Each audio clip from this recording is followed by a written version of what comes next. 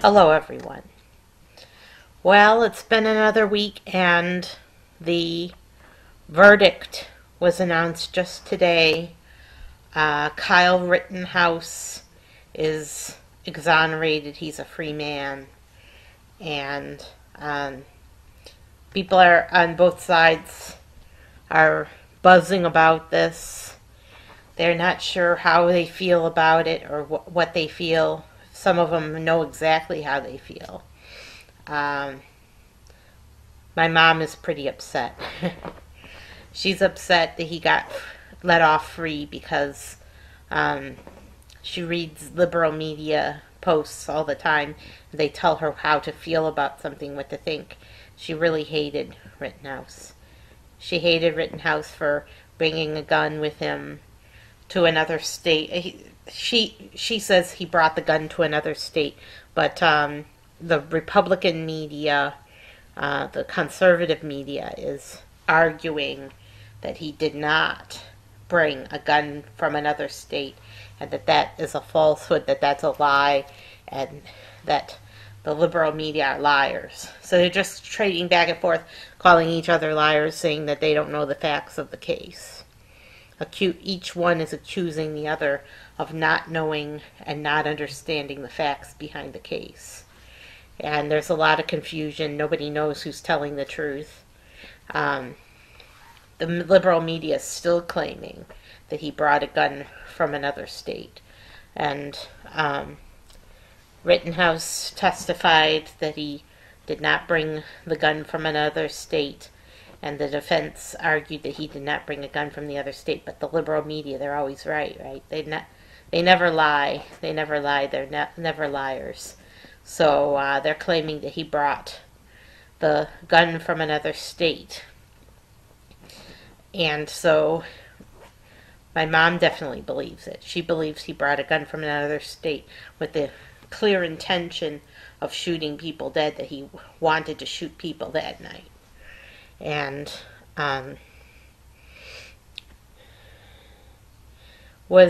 his idea was defending, through deterrence, businesses from being looted and burned to the ground. He wanted to defend the businesses. That's why he went in, to defend businesses from attack, from any potential rioters. They chased him down the street with the intent of doing grievous bodily harm, and one of them had a pistol and whipped it out ready to shoot him. He tripped and fell, and he while he was laying on his back, he shot them all. He shot all three of them dead. Or not all three of them dead. He shot one guy dead, and he wounded another guy. I'm not sure if he killed two people. And but he's a free man because he acted in self-defense. My mom doesn't like it. She doesn't like it, but she doesn't realize that it's not a personality contest, okay? It's not a personality contest. Say, do we like Rittenhouse? Do we like what he did? No, we don't like Rittenhouse, and no, we don't like what he did, but we don't. That doesn't matter, okay? That doesn't matter whether we like him or not, or whether we like what he did. What matters is defending the right to self-defense. Defending the right to self-defense has to take priority. Defending the right to self-defense has to take priority over other circumstances. Now, they claim that he antagonized, at least this was the prosecution's case, that he antagonized the guys that chased him, and that maybe he threatened to shoot them, and that was why they chased him, and that's why they caught up with him, because he razzed them or threatened them in some way, and that he lost his right to a claim of self-defense when he was the one who started it. He started it. Well, that isn't necessarily exactly true, that he started it. they're the ones that gave chase. No matter what he said to them, they're the ones that chased him. They had no business chasing him. And of course, Kyle Rittenhouse was stupid. He had no business having a gun and being in that place at that time. He should be charged with the underage charge that underage having an AR-15, that's against the law. So he could be charged with that, but murder didn't stick. And just a very sad case. Extremely sad, extremely tragic. And there's not much else you can say other than that it was a tragic case. Teenager thought he was getting so smart, and now a bunch of Republicans are offering him a cush intern job at the White House or at the Congress. They're offering him cush internships in Congress, and he has his pick. He can pick anyone he chooses. And also, Kyle Rittenhouse apparently was hanging out with the Proud Boys for a little while. Don't know whether that's true or not. It's just hearsay. But supposedly he was hanging out with Proud Boys. So, Republicans making their bed, one big happy family, one big happy Republican family that don't speak out against prejudice because they know their base is prejudiced, and they pander to their base. They don't care about right from wrong or truth anymore. Right from wrong and truth don't matter. All they seem to really care about is power hungry, power mad, and won't censure their own. That would say something good about Republicans if they could censure their own. And there was a time when they would have, but that time has passed. It's not anymore. In case you're wondering who started what, who started this? Well, it looks like Democrats started it, but if you go back further, you'll see that Republicans had polarized the Democratic Party many years ago, and that it was the Republicans that were hard-nosed, and the Republicans who refused to yield, who refused to bend. It was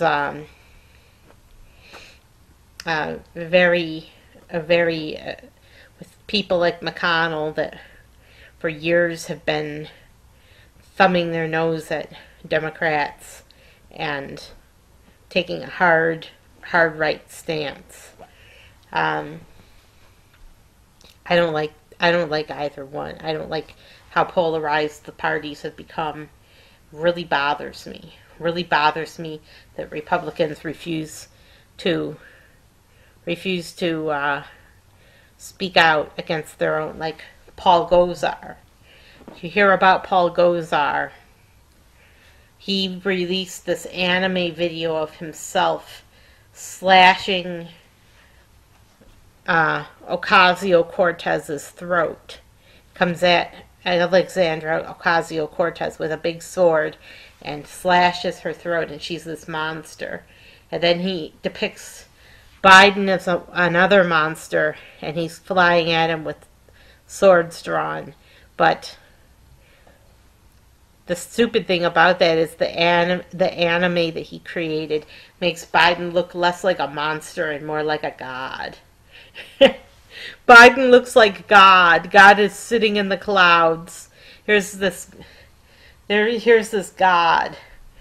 It's Biden. He's God, and he's sitting in the clouds. And here's this little tiny infantile figure attacking him, and it's Gosar.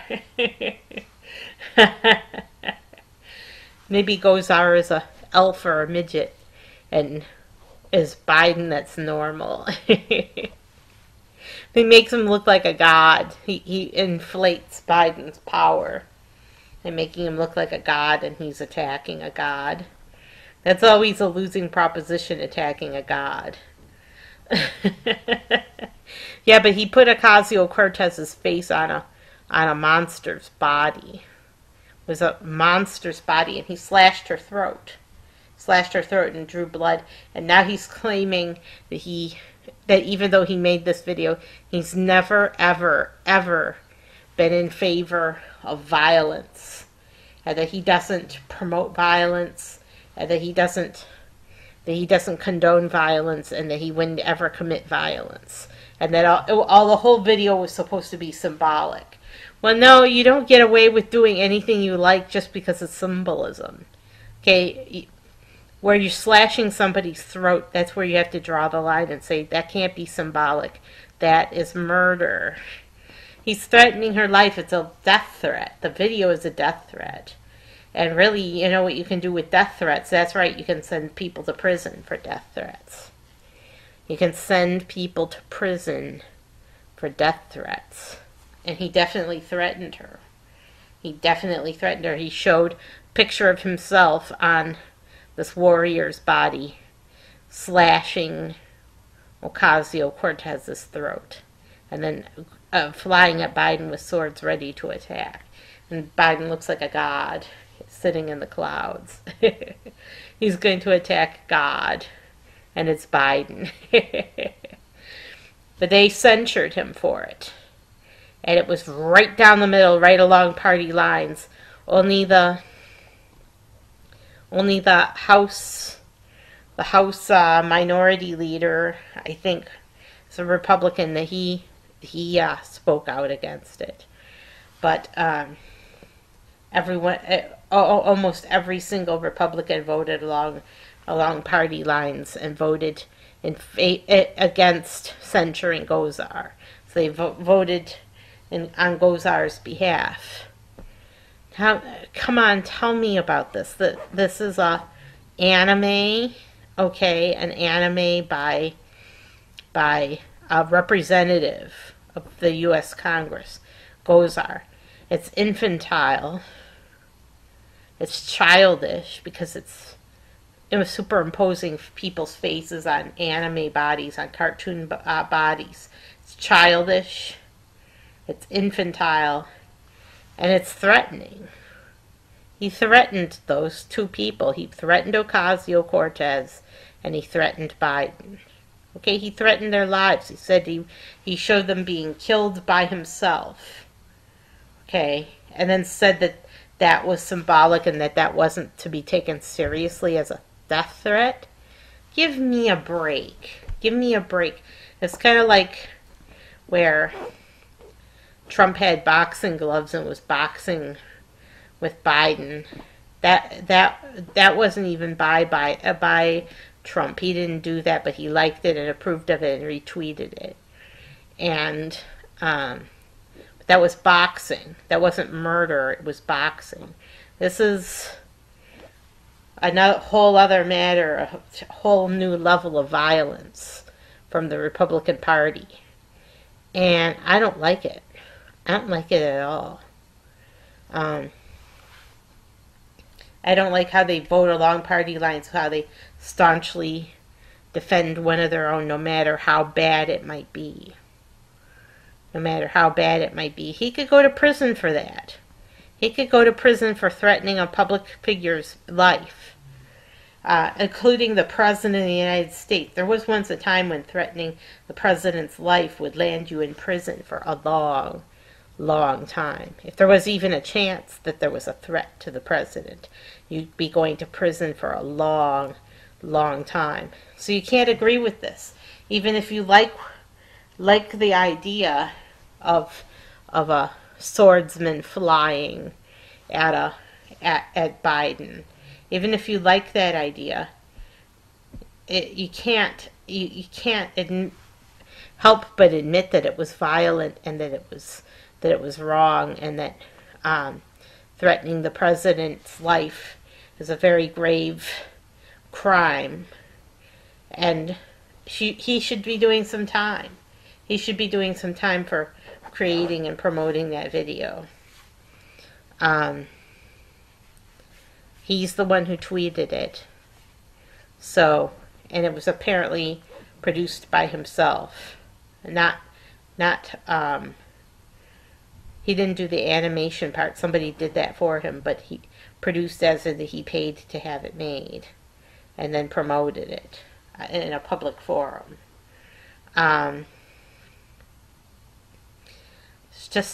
There's no words for how bad that is. Gozar is such a strange name. It sounds like Gozar the Destroyer, or Gozar the... Remember Gozar was that villain from the Ghostbusters. It was Gozar the Destroyer came out and said die, and was electric bolts of lightning shooting from her fingertips at the heroes.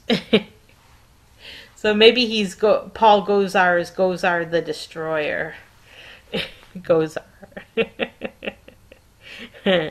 But this isn't funny. This isn't funny. Threatening the president's life can get you in some really, really hot water. It's a mess. You can go to prison for a long time. And he threatened Ocasio-Cortez's life. He slashed her throat. And now he said, and what was it he claimed that he was defending against? Oh, right, immigration. He doesn't want any immigrants coming into the country legally or illegally. He's opposed to immigration. So, immigration is the great monster, supposedly, that he's symbolically defending against. But he made Biden look like God. Here's this giant, huge head, and here's Gozar. He's this little pretzel stick flying at him with swords drawn.